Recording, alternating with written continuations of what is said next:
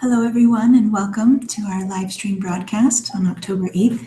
Tonight, we're using some new technology. We're using the Google Hangout on Air to be together. Reggie is in Crestone, Colorado, and I'm here at the Hamer Center in Boulder. So if there's any troubles with tonight, we might be switching to just audio, but hopefully the video stream will go well. And if we lose connection completely, we'll post tonight's live stream on the website, and it'll be available for you all tomorrow. So thank you so much for joining us, and I'm happy to be together. And good to see you, Reggie. Thank you for being here. Or being near, as it may be. Yeah. Okay, my turn now? It's your turn. Thank you. I want to welcome everybody to our live stream tonight. We've been working over the last week to try to figure out how to fulfill our commitment and our desire to just keep the live streaming coming every week at the same time. This week I'm down in Crestone, Colorado, where we have the Dharma Ocean Retreat Center, the Blazing Mountain Retreat Center. And I'm down here because I've been hanging out with Anuptuptum Rinpoche, my very close and dear Vajra brother. And I'm also trying to finish a book. I mean, the book is finished, but now I have to send it into the publisher, and no more changes allowed. This is the no more changes allowed draft. So of course now I'm really seeing everything wrong with it. But you know, I'm very close, and I'm very excited to get it done. It's called The Spirituality of the Body. And then there's another book that I've also finished called The Somatic Practice of Pure Awareness. So we're going to do this one first because it's the basic one, and then we're going to do the other one maybe next year. So it's been an interesting week, but I've been looking forward to this live stream actually all week and being in touch with you. I thought, first of all, since I'm down here, it might be kind of interesting to tell you a little bit about Crestone. Do you think you can turn your computer around and aim it? And I'll talk the direction you're aiming in. You can just turn around, like aim it over there. So we, Dharma Ocean House is about 9,000 feet above sea level, where I'm talking to you from. It's the house that Caroline and I live in when we're teaching. And the valley is about 8,000 feet, so it's 1,000 feet below us. Right now we're looking off to the west, and the sun has just gone behind the mountains here. We had quite a beautiful sunset.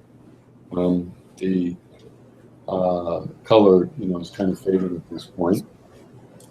And then if we can turn it further down to the south, now we're looking down toward New Mexico, and the mountains you see there are about 50 miles away. So it's really incredibly clear here.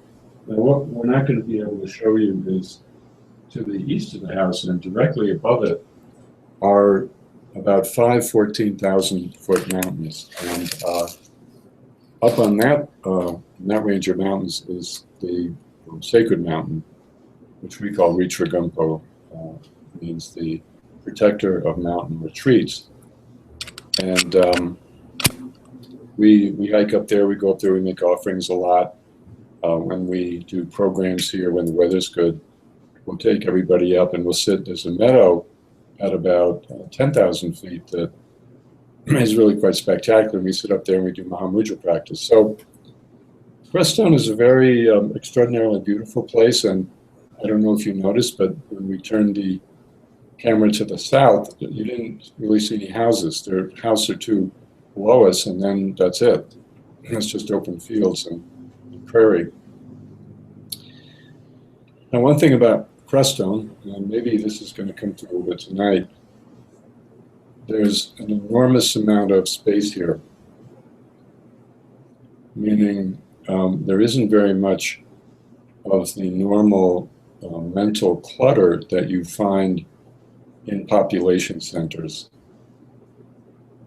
The teachers who come here and come to the Dharma Ocean Retreat Center, which is a couple of miles to the south and then down the mountain about 500 feet below us. And Anam was also saying this, that they come here and all of a sudden there's this huge space between everything, but it's not only between people and between human habitations and the space of the physical environment, but there's a kind of psychological space where there's space between experience, there is space between perceptions, meaning that in this very extraordinary space, everything stands out in its own reality and it's not crowded by anything else. This has been, my perception and the perception of the practitioners that have come here over the years. But I find it very interesting that when someone comes in for the first time, they also feel it. It's very, very powerful. Another interesting point about Crestone is that there's plenty of space except for one thing, and that's ego. And somehow in this space, when you try to ramp up your ego situation, your scheming mind, your plot, and the things that are inherent to our ego, somehow there's no room for that at all. So it's very, as the 16th Karmapa said, and the Khenpo Tsultrim and a lot of the other Tibetans who have come here, this is one of the premier places in the world to practice meditation. And these folks were not, trying to, put a good face on anything. They were serious that for some reason Crestone, Colorado, and particularly this area where we have our retreat center, and then there are other retreat centers in the general neighborhood, all out of sight from each other and on their own land. But this particular area is a very, very powerful place to practice. When I come down here, either to teach or come down with a family. Everett, would you see if you can find my Olbas? It's a blue box of cough lozenges in the closet wherever he's. Everett is over here helping, but it's turning out to be more than any of us thought. When I come down with family or when I'm here teaching, writing, whatever it may be, when I come into this space, there's immediately some kind of psychic collapse that happens, and in a very positive way. I mean, the thing about psychic collapse is if you have the training and you have the the confidence that psychic collapse is actually an opportunity, it's not a problem, then it becomes a very good thing. And I come down here and I look for it, and I crash and collapse for it. Thank you, Everett. It's wonderful. Excuse me.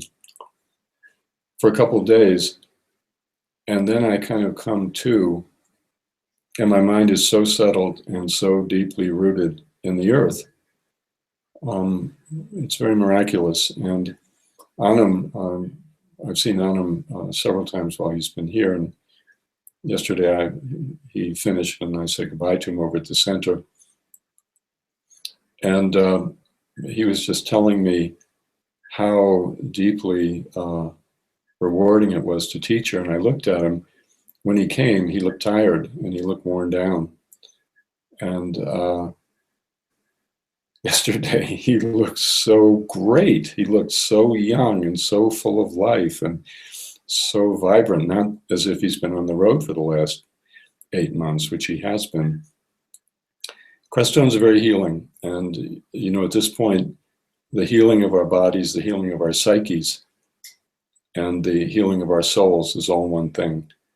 And this amazing environment here really has it's healing in every possible way. We found arrowheads on our land that we think are probably upwards of 10,000 years old. And we know that the Ute and some of the other mountain peoples came here for thousands and thousands of years. And this valley, this 8,000 high foot alpine valley with these 14,000 foot mountains surrounding it, was a place of retreat, of vision questing, of deep spiritual practice, and a place to renew. And I feel certain that that energy of the last 10,000 years has been very much alive here. And it's the great gift of this place that we are able to come here and practice. There's a part of me that would love to live here all the time, but you know, too much of a good thing, right? It's not my karma. I have a lot of things to do. I have a family, I have my work, I have a world to relate to. And but when I come down here, I'm so grateful and so happy to be in this place. So long story short, I'm just very happy to be talking to you from Crestone, Colorado. And I hope very much that, and I feel it's true, that the energy of Crestone at this point is completely one with the energy of our lineage, and that the energy of our lineage has been deepened and intensified and beautified by the energy of Crestone. And that those of you who hear me teach or hear others teach or come here or practice remotely, whatever it may be, that the amazing openness and vividness and really sanity of this place will be part of you and become part of your body. So let's, without further ado, let's do a little bit of practice. Very important to tap in to our basic nature. And then, you know, when we do that, we can meet each other in a very special way. So find a seat that is comfortable, on a cushion on the floor, on a meditation bench, which is what I'm sitting on, or possibly in a chair, whatever it may be. And once again, just begin to breathe into your lower belly. Just gently breathing in, finding a place midway between the navel and the perineum.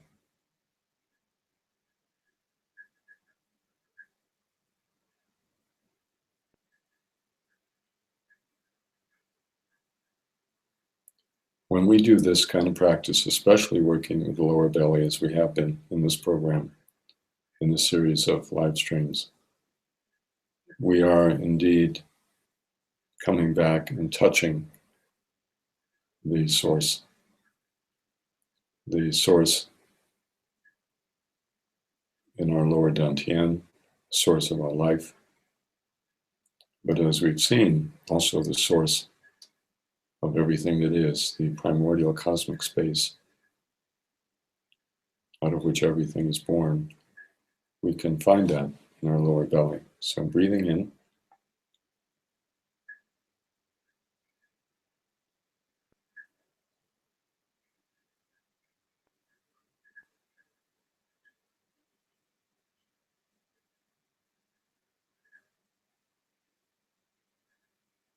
taking a little bit of time here to find the physical sensation of breathing into the lower belly.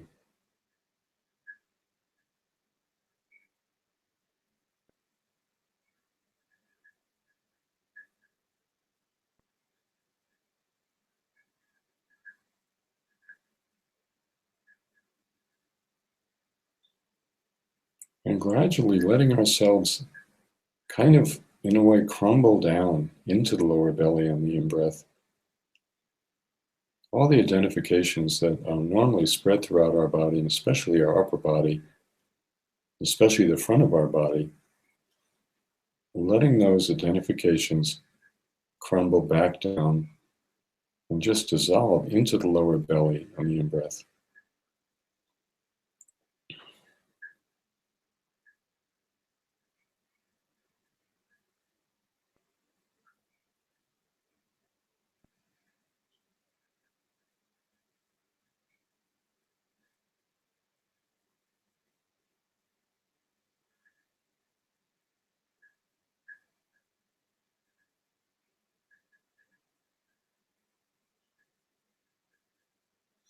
As we do this, we're able to more and more release tension.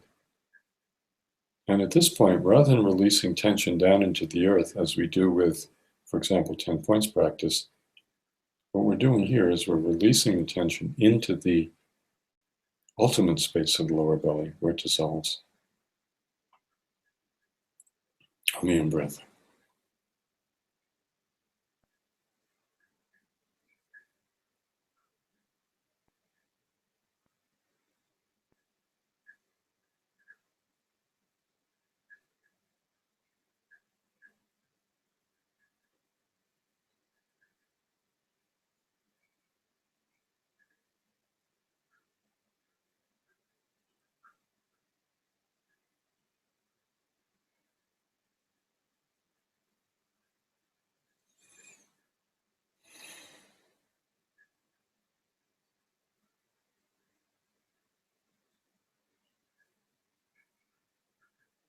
Try to feel the freshness in the in-breath in the lower belly.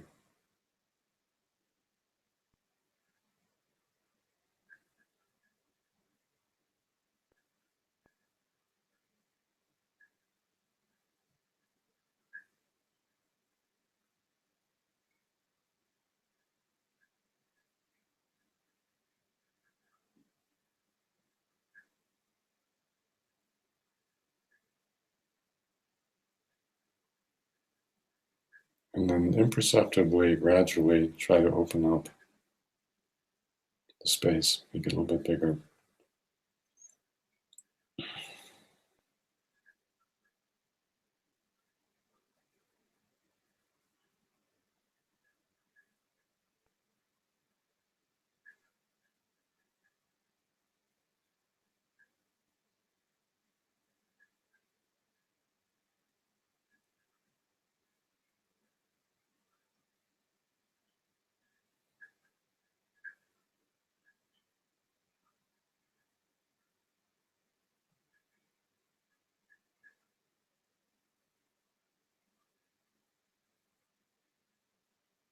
And on each in-breath, trying to come into the lower belly.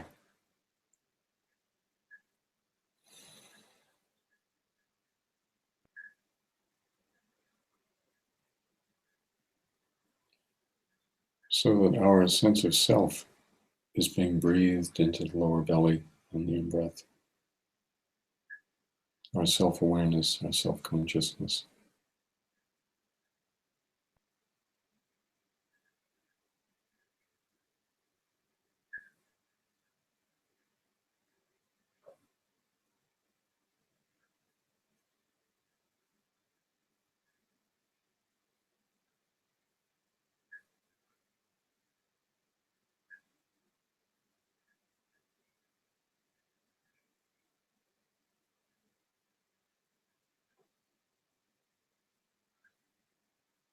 The more we do this, the more we begin to realize there's space there.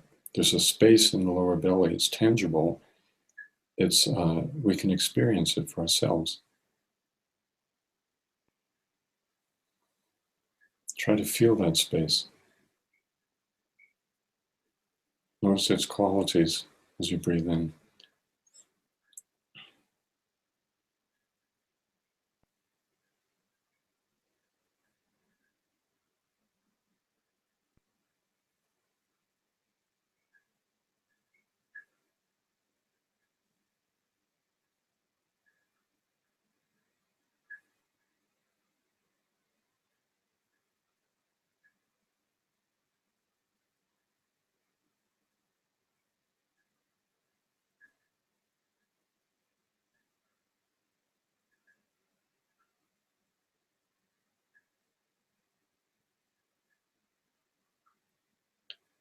Then a sense of purifying that space, of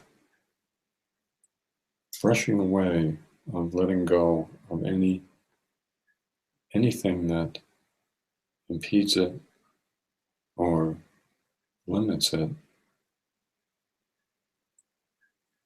So as we go, it's as if we're digging deeper and deeper and deeper. We're brushing away the debris. We're pulling open the curtain as we did last week. we're parting the space. And then we're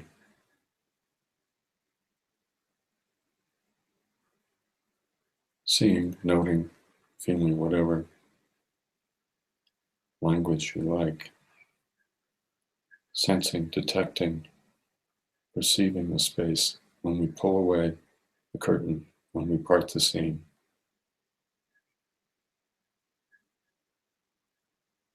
And as we do that, the space itself becomes more and more primordial, more and more unknown. See if you can notice that.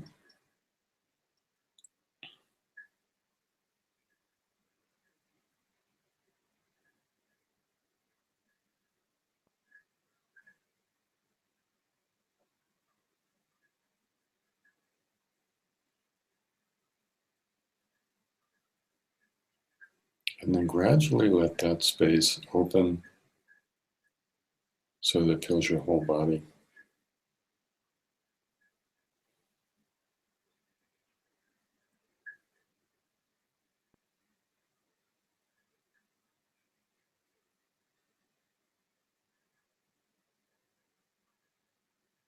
So we're letting go, letting go, letting go, brushing away, emptying out any sense of solidity in our body as a whole.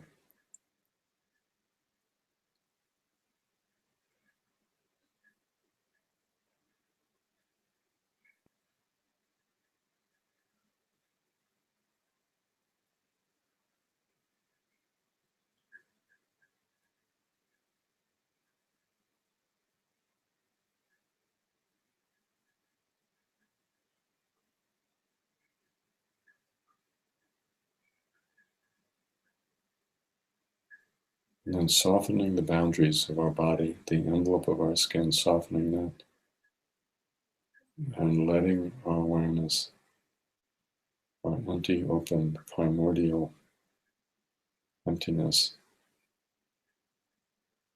extend through our skin and dissolve it.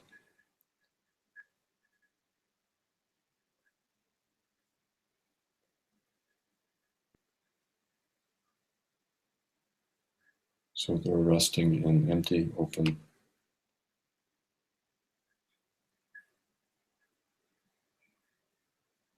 awareness.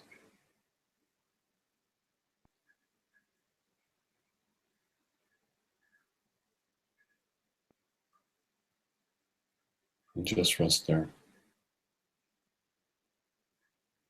When you depart, let go and come back.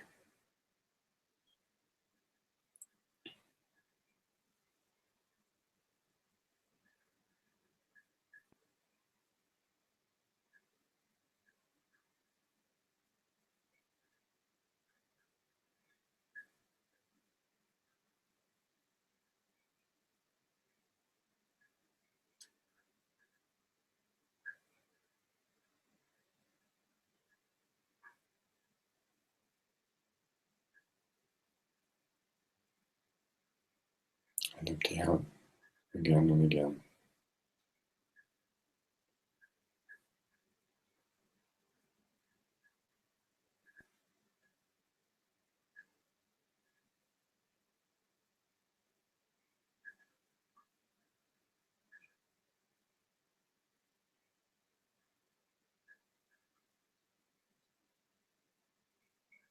Notice how unsteady we are. We can't really stay with it, but we can see when we're gone. And then we can come back again to that empty, open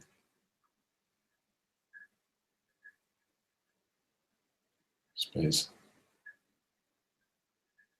in our lower belly, in our body.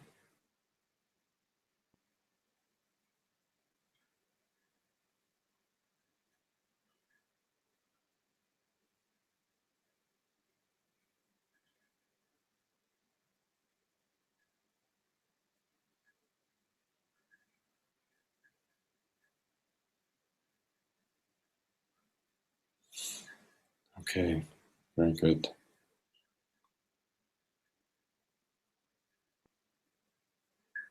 May we have the opportunity to explore in this way for many, many hours together. So I wanted to talk to you about an interesting point briefly, which has been coming up in some of the questions. And it's a question that is very often asked by people who I'm working with. And the question is, how do I establish a daily meditation practice? How do I rearrange my life, which is 24/7, 365? There's no space for meditation. This is a great question, and it's a question we all face. And I want to throw out an idea or two here. What we normally do in this kind of situation is that we look at our life and we see how incredibly busy it is, and all the demands and all the people, all the projects, all the important things really that make up our existence. And we try to figure out how we can eliminate some of them so we'll have time to meditate. I call this working from the outside in. And it doesn't really work. And the reason it doesn't work is, which I know myself from my own life, the minute you eliminate one thing, something else immediately comes in and fills up that very same space. If you eliminate three things, then three things come in and fill up the same space. Let's suppose you are an artist and you have a very busy life and you can't find the time to do your art. And you take that approach. You begin to try to see what you could get rid of so that you have time for your creative process. And somehow the space never really is there. Because again, the minute you eliminate one thing, another thing, and probably two things or three things come and fill up that very same space. Or let's say that you're an extraordinarily stressed out person and you begin to try to reduce the stress by getting rid of stressful things in your life. You know, maybe in quitting your job, getting out of your relationship, don't go to the gym anymore, all the things that take up time and cause immense stress. You start trying to get rid of them, and the same thing happens. You get rid of one thing, and then two other things come in that are even more stressful. So what do we do? This is our scene. This is our situation. So back to the meditator. Can't make time, can't make room, too many things. Constantly trying to see, well, what could go? What can I get rid of? The outside in approach doesn't work. It doesn't work for meditation. It doesn't work for stress, and it doesn't work for artistic creativity.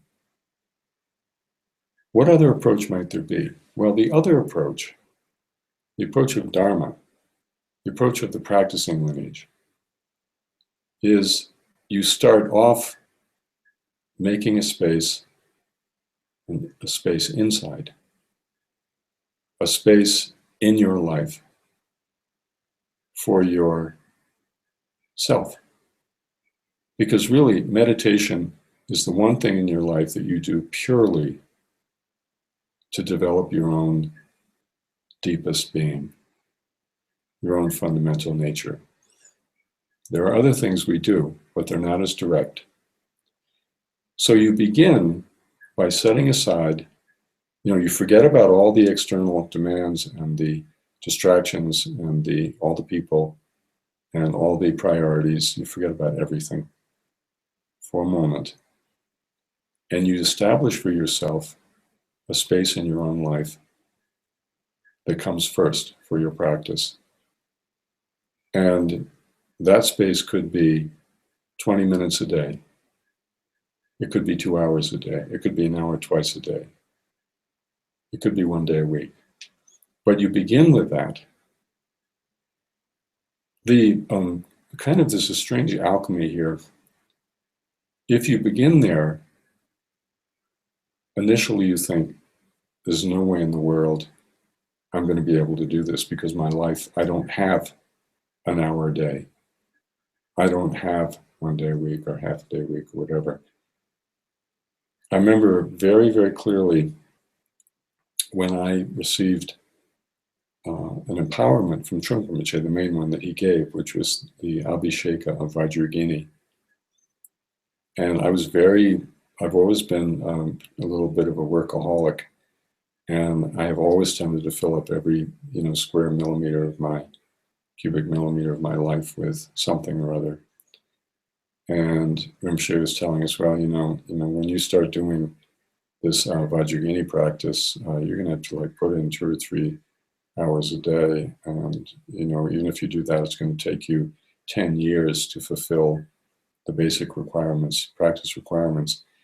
And I remember thinking, there's no way it's going to happen ever. It's never going to happen.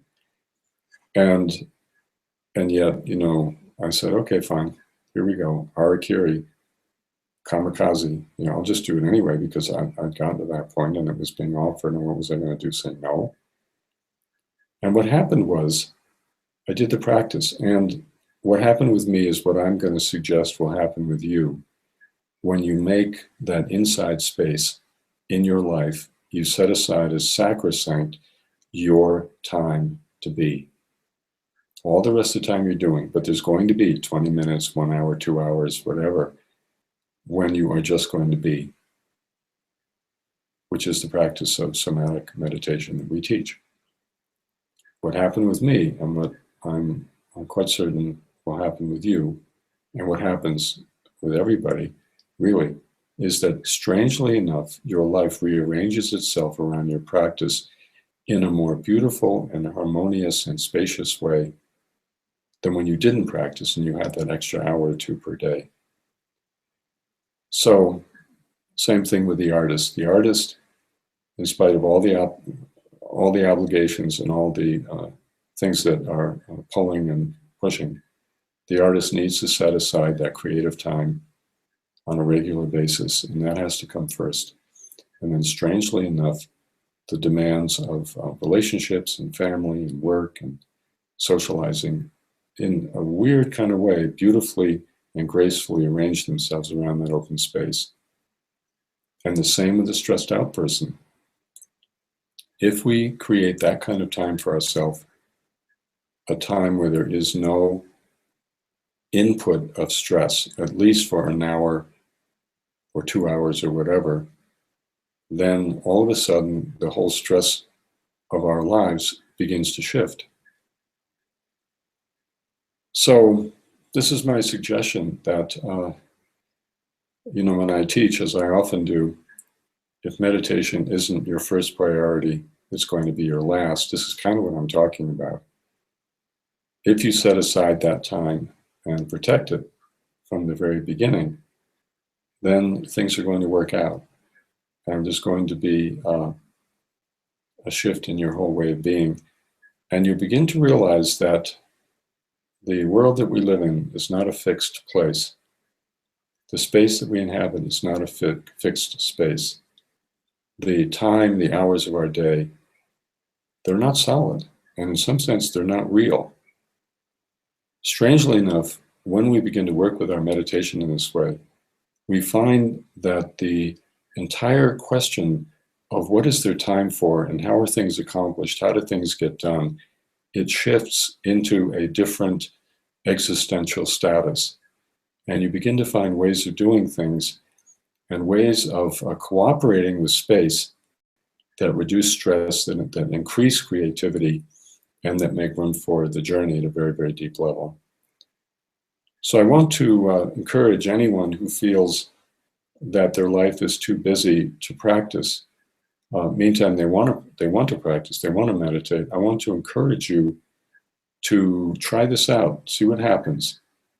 It does involve taking a leap. There's no doubt about it. I understand that. It does involve taking a big risk, that if you set aside time and that time comes first, that something terrible is going to happen.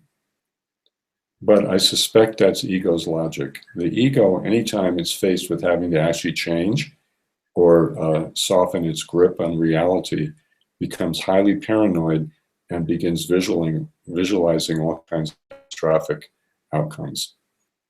So give it a try and see what happens. So that's all I have to say. And Elizabeth, great to see you. While I've been talking, I've been sitting here watching you. You're on my screen. It's really been nice. I've been talking to you. Yeah, thanks. With everybody else. Yeah, so let's dive in and see if we have some questions. Okay.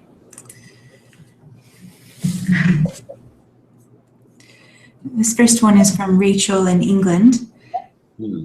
Could you speak to finding some gentleness or lightness of touch with this work?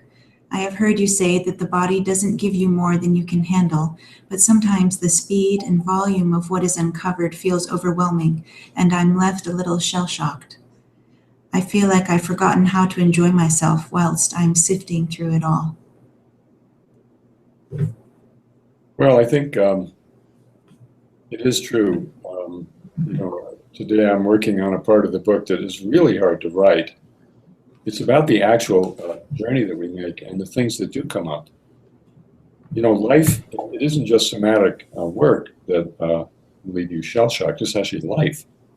And I think, when you have your first baby, what was that? That was my computer, sorry. No problem. It was my nanny, actually. You just said my first baby. That was my nanny first texting. baby. Or any of the other really very transformative things happen, we are shell-shocked. And I think the first point is really to kind of trust our experience. I'm going to say something different in a minute, but right off the bat, I would say that one problem is that when we come into any situation, and that includes meditation, includes somatic meditation, where there is very admittedly a tremendous amount going on, we import expectations of what it's supposed to look like. And we always do it. And it never looks like what it's supposed to look like. And then, as in this case, we start to have doubts about what's going on. And we think, well, I need to be different. I need to, it's too destabilizing. It's too painful. It's too overwhelming. I need to be more gentle. And I think the way to be more gentle, I agree, we do need to be more gentle, but the way to be more gentle is actually to trust what's happening and not fight it. You see, it's not experience that is the problem. It's our relationship to our experience. Gentleness is all about our relationship to what's going on. It's not about what's going on. And this was a very famous instruction Tilopa gave to his student Europa, one of the founding relationships in our lineage. So be more gentle with what's going on. I would, this is a very esoteric practice I do myself, take an Epsom salts bath, get in there with a nice cup of hot cocoa, chill out, or in this case, warm up, and just let your mind go, and then see what happens. Don't freeze around it. There's nothing that the body offers that can't be approached with gentleness and openness and tenderness. You can always relax and you can always make room for it. And that's really what gentleness is. For example, if you work with people who are very, very upset, people who've been in situations of domestic abuse or have suffered trauma or suffer what we call mental illness, which is another category I think we have to look very carefully at. Those people have a lot going on, and there's a tremendous amount of suffering, and there's a tremendous amount of pain. And the best thing we can do for them is just an enormous amount of gentleness and not judging and no expectations. make room for them and let them have their human experience and respect it. And I think, in a way, sometimes it's harder for us to do that with ourselves, but we need to. So my suggestion to Rachel, did you say? Mm-hmm. Yeah, my suggestion to Rachel is try to relax and be very gentle with yourself and with what's going on inside you. Very important point. When we experience a lot of new information, a lot of somatic opening and widening of our range of emotional experience. This has been in us all along, and all we're doing when we pay attention to the body is we're making room for something to happen that has been wanting to happen perhaps our whole entire life. And that's a very glorious and very joyful situation that we're finally making room. And if the baby is having a tantrum, it's okay. And if a young child is having a freak out, if that's what we're feeling, that we're freaking out, we're crying, we're terrified, it's really okay because it's such a healing moment for us.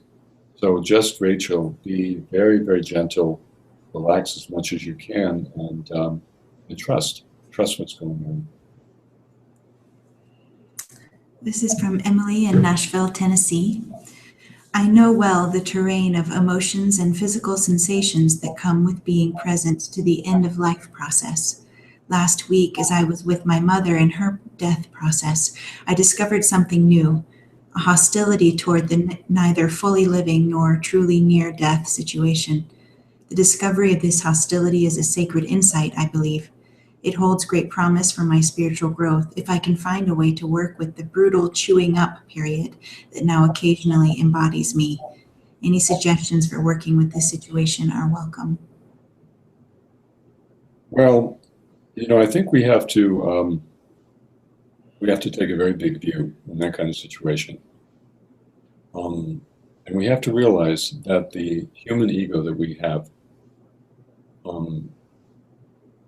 without the development of the human ego, there would be no arena for the universe to realize its own beauty and its own perfection. Many people, spiritual people, practitioners have said, the ego provides, the ego is a blessing and the ego is part of the journey. The ego is part of the universe's perfection. And, it's very important to realize that, because when we get into a situation and, hostility is a fear response on the part of ego. We could feel hostile, we could hate the person who's dying. I'm not saying that's what's happening, but we could. And there would be no problem there, because that is the ego. The ego has gone as far as it can, and it's notifying us that it's at its limit. And what happens then is our human heart becomes very sad that we can't take this further step of opening. And strangely enough, that sadness heals the ego's freak out, and it helps the ego become softer and more open and more accepting of things that are fundamentally very, very threatening. The greatest fear that the ego has is the fear of non-existence. And whenever you work with dying people or with your own dying process, the ego is going to come, and the ego is going to complain, and the ego is going to resist and rebel. And that is part of the sacred journey. We do journey through it as humans. The ego is healed. And so I don't see any problem, except, once again, a tremendous amount of gentleness toward whatever you go through, and a tremendous amount of acceptance. And you won't find yourself hanging out in a kind of aggressive posture for very long if you do that. We have to love the totality of who we are as humans, and that includes all of our infantile reactions and all of our traumas and all of our ego responses, our neurotic upheavals, our narcissism. Because if we're engaged in spiritual practice, that actually, when we run across those and see them and feel them clearly, that's part of the process of healing, that they come into the light of awareness, and we can work with them in that way. Simply being aware is to purify. This is a teaching of my ultimate guru, Wang Zhi, the very great Chan master who was born in 1091, and he taught in the 12th century until and then I went to 1157, and he basically said, merely to become aware heals all wounds. And that's what we're about here. So you're on the right track, and I don't think you have to come up with any particular techniques or strategies. Just relax and stay with it. Nicole in Germany. Ever since I have been starting to be mindful and meditating, I feel even more separated and disconnected from the people I am with and the world I live in. Being in observer mode or being mindful seems like dissociation, even when I try to be in a somatic experience in the moment. The calmness I experience in practice feels like disconnection and dissonance from the rest of the world, the other 23 hours of the day. Being so keenly aware of everyone and everything just isolates me and feels painful. Well, we have to face the fact that, and I'm sorry if this sounds arrogant, but it's very, very important for us to face the fact that there are a lot of people in the world who are on automatic pilot. And they may not want to be on automatic pilot, but they don't have the tools, or they don't have the teachings, or they've never heard that they could be awake and present to themselves. And this is the world we live in, and this is the world we're trying to help. In the beginning, when we meditate, that's one of the things we become aware of more and more and more, that there are a lot of people who have little or no self-awareness, little or no connection with their direct human experience. And it is isolating, and it does feel extraordinarily painful. And we begin to feel like we're a freak, that we are doing some kind of weird thing and the world is out there. Every culture, every social environment has its own conventional thinking. And conventional thinking is never about the individual. It's never about being awake. It's never about our individuality, our creativity, but it's about collective norms that everybody signs on to in order to stay asleep. But there is something in all human beings that is tender and open. And there's something in all human beings that wants to grow and find happiness and true creativity and discover their own unique presence in the universe. Everybody has that. That's what's called Buddha nature. So in the beginning, we do feel very isolated, but it's very important to keep practicing in that situation and to be honest with oneself about what you see and what you experience. And over time, as we've talked already a little bit in this series, the heart does become softer. The heart softens, becomes more tender, and we begin to see through the isolating aspects of other people. We begin to see something that we actually, strangely enough, feel very deeply connected with. When we enter into the practice of loving kindness and compassion on the journey, and that's a very important step, then at a certain point we begin to find in ourselves sympathy and tenderness and even empathy with the people around us who are suffering. We begin to understand why they are so shut down. There are reasons for it in their own lives. And we see that even their being shut down and closed off and aggressive and mean is a result of terrible suffering they've been through. And it makes us appreciate them and feel tender toward them and love them. But that awareness has to develop in terms of our own spiritual maturation. It's not like, we feel isolated and then we can just flip a switch and all of a sudden feel, close to people. It isn't like that. Our love, our authentic love for other people can only evolve as part of our own maturation process. But, if we follow the path of meditation, if we work with our body in the way that we've been talking about, if we come into direct contact with our own deepest, most subtle, most sensitive human experience, then loving other people is going to come along very quickly. And strangely enough, at that point, the conventional way where everybody seems to like each other and be friendly and network and everything else, that conventional approach we begin to see how really empty and meaningless it fundamentally is. And we see there's another much more deeply connected way of being, much more satisfying. And that's what it means to truly love other people. So there's no problem here, but you have to take the journey step by step and trust each step of the journey and trust what you see and what you feel. This is Chani in Australia. When I practice in this somatic way, I have the sense of opening up to a vast interconnected field that I experience as the presence of my own lineage, but through receiving our teachings, it must also be the Dharma Ocean lineage. This leads to a genuine heart opening and a sense of connection. I can feel that on a deeper level, they are not separate, but sometimes my mind tries to discern or decide which is which, and a worry about loyalty or perhaps pure devotion arises. You speak so often of the Dharma Ocean lineage, and I wonder in a deep sense what it is you are referring to. I'll tell you a funny story. Malodoma Some, who I've referred to before, I talk about him a lot actually. He's an African teacher, wonderful man, and a person I love very much. I was working with him 15 years ago, 20 years ago, and studying with him. And I had the same question because, it's one thing if you have a bunch of Buddhist lineages, how are they related? But here was this person, he wasn't talking about lineage, he was talking about ancestors. Meantime, the ancestors are delivering their teachings in Burkina Faso in Central West Africa, out in the middle of nowhere, from our point of view, from my Western urban point of view.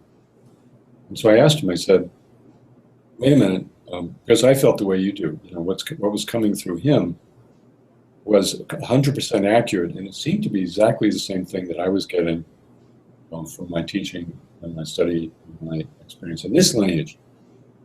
And he gave me a very interesting answer, which I'll pass on. He said, don't worry about it. Chogyam Trungpa and my ancestors and the Buddha, they're all up there. They're hanging around with each other, and they're kind of laughing at us that we think there might be two different realities that are being transmitted. He said, don't worry about it. My lineage and your lineage, anybody's lineage, it doesn't really matter. And what I would say is, he was kind of pushing the point. But what I think is an authentic lineage transmits one thing and one thing only, which is the true reality of your own life and what you as a human being are called to. If you start thinking of lineage as fundamentally something outside of yourself, you're going to get into trouble. And a lot of people get into trouble. Lineage is, this teacher, it's the Nyingmas, it's the Kagyus, it's Shambhala, it's Dharma Ocean, as if it were some external reality. It isn't. Lineage is the communication of the heart, and it can come from anywhere and everywhere. And our only job is to trust it and to trust the people who transmit it. Now, I do think you need a home base, and this is where this is the extra thing I would add to what Malodoma said. I think each one of us needs a home base, a home tradition in which to train, because we do need training. We need deep training, we need thorough training, and we need people that know us really well and will work with us and be honest with us. We need that. It's very important. But having said that, if you have that home base and you have that path of deep training, you can be nourished by, and you will be nourished by the whole world, and by every authentic spirituality you run into. And you don't need to be comparing and contrasting, because that's not what it's about.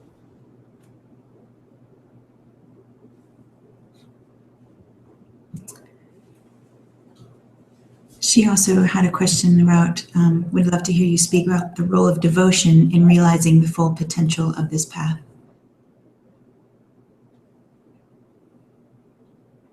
Well, devotion is everything, isn't it? What's your view on this matter, Elizabeth? How would you talk about devotion?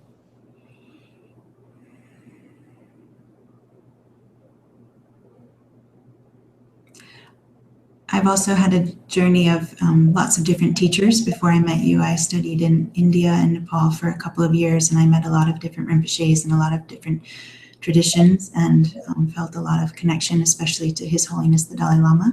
Yeah. And when I left India, I felt a lot of grief because I felt like I was leaving my teachers there and my path. But I was coming back to the US to go to school. And then I went to Naropa practice day and I met you. And my heart just said, oh, he's here too. That was the clear statement. It was so strong. And that was when I made a connection with you, and I went to Datun after that. And, over time, I have come to see that really it feels like there's one teacher appearing in different forms. It's always giving me what I need as I progress along the path. And then there's the human teacher where you have the connection of being with someone and feeling seen. And that's what I feel like with you, getting to work with my relative self. And so I feel an immense amount of devotion for that opportunity in that situation. But yeah, just trusting what's coming. And there's so many different teachings and they all speak to me in different ways. Mm-hmm. And so I appreciate what you just shared, that you can truly open to all of it. And but also, the home-based piece is really helpful as well, so that the human part of me can integrate in a really deep way. That's true. Connection and relationship. I didn't know that. I'm so happy you told me that. I never heard you. You never told me that before. Mm-hmm. That's very beautiful. Mm-hmm. Devotion is interesting because, as you indicate, there's this deep love for the human face that passes on the love of the universe, as you felt with the Dalai Lama and your teachers in India, and you feel with me. And it's very amazing, it's very beautiful. And that love comes from such a deep place. And I would say that's kind of ultimate devotion.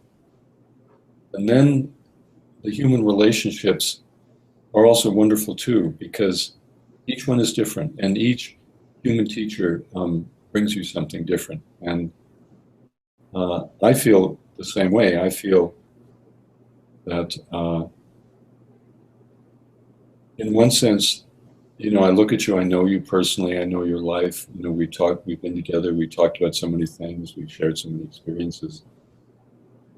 But in a way, my love for you is because of how open you are, because of how present you are, because of how fearless you have been.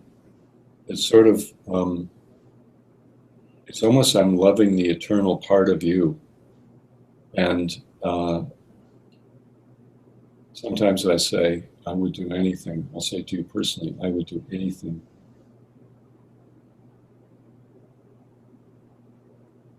so you can live and be who you are. And somehow the human thing, I feel devotion to that too, because it provides the framework and the excuse for us to know each other in this almost eternal way. Do you know what I mean? Mm-hmm. But ultimately, devotion is the great mystery of the journey. And devotion and love and eternity can't be separated. And we can't figure it out. We'll never pin it down, but we can feel it. Mm-hmm. Thank you, Elizabeth. Thank you.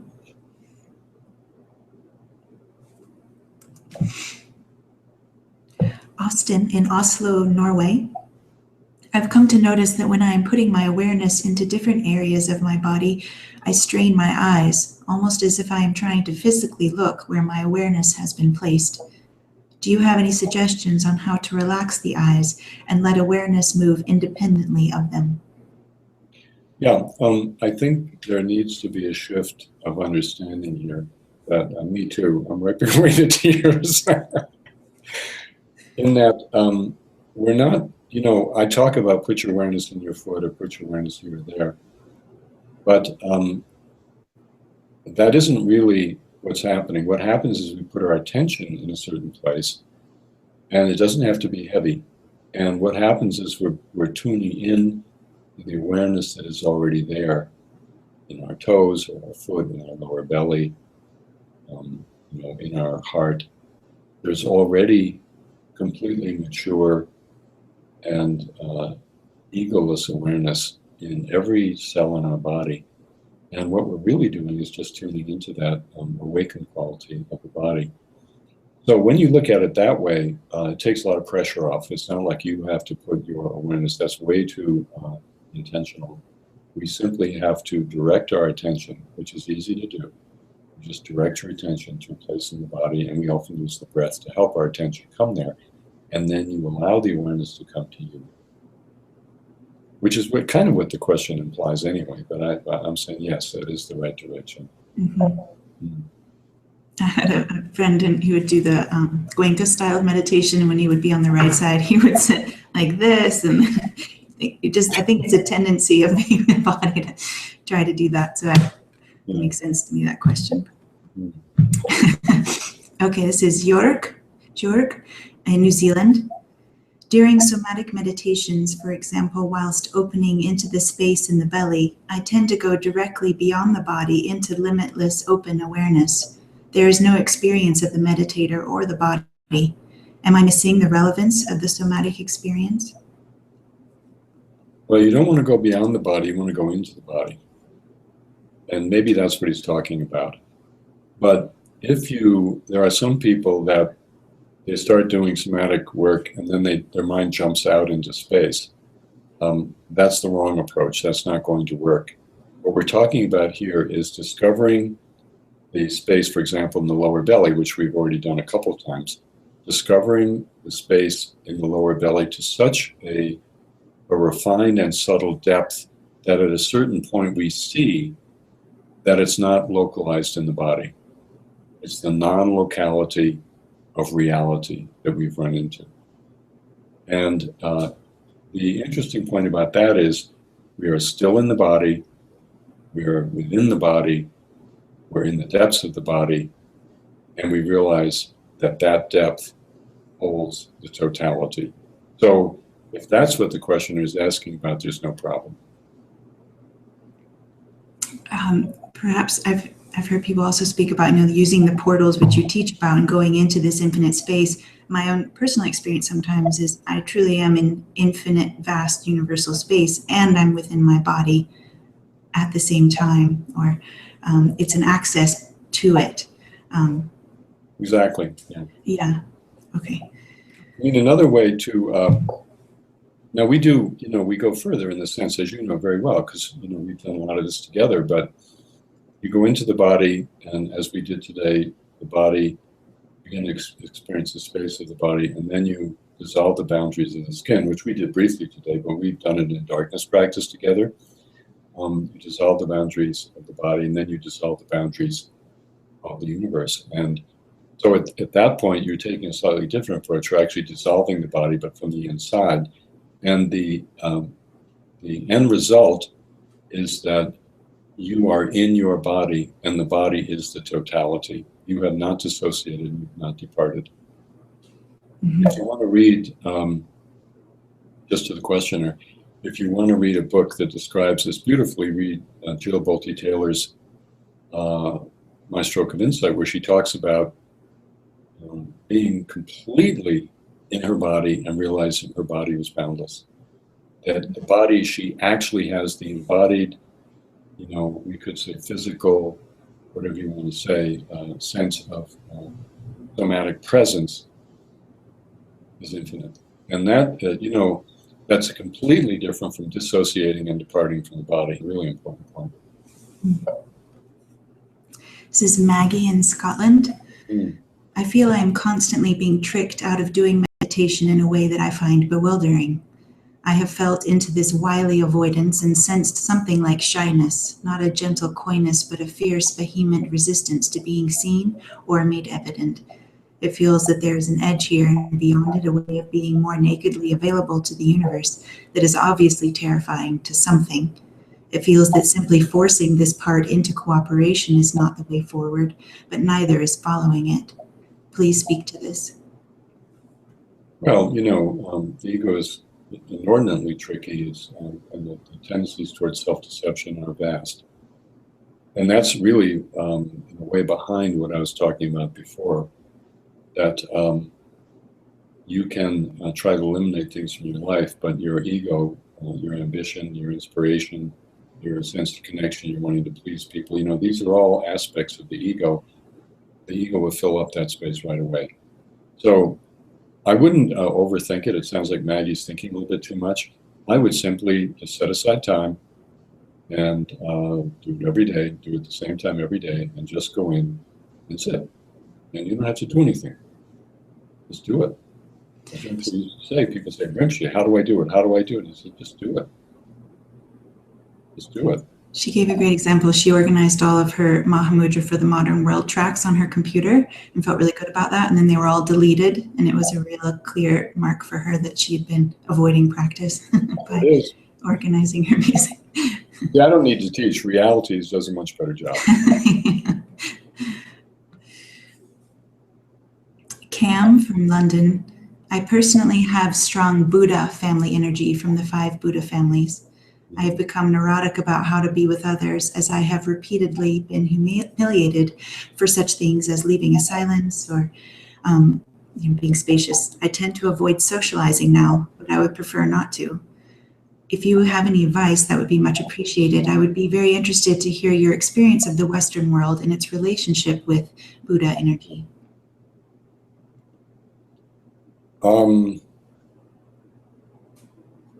We all have people who have Buddha energy, which I'll just briefly define it. It's a tendency to ignore things, want to be by oneself, a tendency toward depression and isolation. And actually, people who have a lot of Buddha energy feel much more comfortable just hanging out in their own space. And in a way, there's something very sane about it, because they realize how disruptive other people are to real peace, and they have an understanding of peace that other people really don't have. So that's the enlightened quality of Buddha.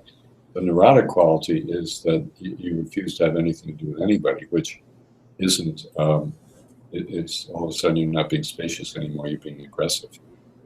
So, but I think the main point is all of us have that spaciousness, even if we're not aware of it. We have tremendous deep need for relationality, which is one of the Buddha families. We take pride in what we accomplish, which is another one. We have a kind of clear seeing of the world, which is another one.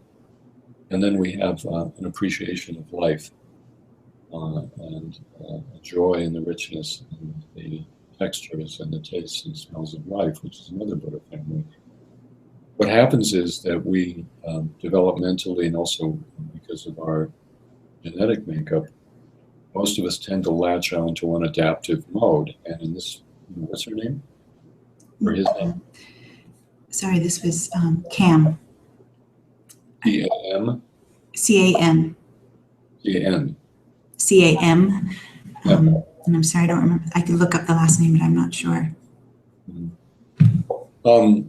Well, in Cam's case, the way to develop other capacities, first of all, it's very important to develop other capacities, develop the adaptive mechanisms, the Buddha families that we actually currently do not have access to in our life. The psychologist C.G. Jung used to work with people with a lot of strong Buddha energy, and he made them go to at least one party every week as a condition of working. He said, I will not work with you unless you go to at least one party a week throughout our analysis, which sometimes lasted 5 years. And the point was, don't be afraid to put yourself in humiliating, embarrassing circumstances with other people, because in the beginning that is going to be the way it is. But through being with other people and making yourself relate to other people, you will develop that capacity, and you'll develop a real happiness and joy in being with others. So I'm afraid, that's the bad news, that often we have to do something that's really hard for us. In my personal case, I don't have very much Buddha energy, and my teacher, Chogyam Trungpa, more or less, I'm not going to say he forced me, because he never forced anybody to do anything, but he made it very clear that I needed to spend hundreds and thousands of hours in solitary retreat. And meantime, I just wanted to be out there on my computer and, teaching and writing. And he goes, you know, that's fine, that's great, that's wonderful, but you need to spend hundreds and thousands and tens of thousands of hours in solitary retreat if this is going to work. So it kind of goes like that. Maybe one more? Okay. This is Dita. What to do if during meditation the energy moves our hands or torso? Should we allow ourselves to move or should we restrain ourselves? Neither. That's my answer.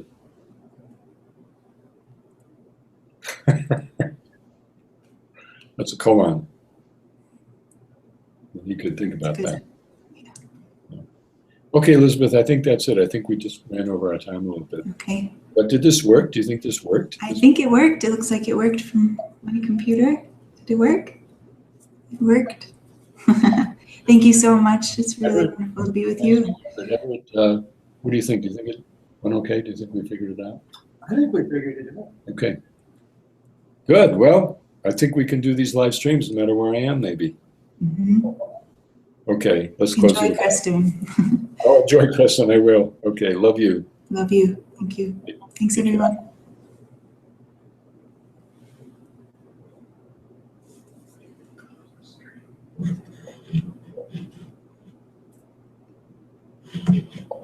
You have to turn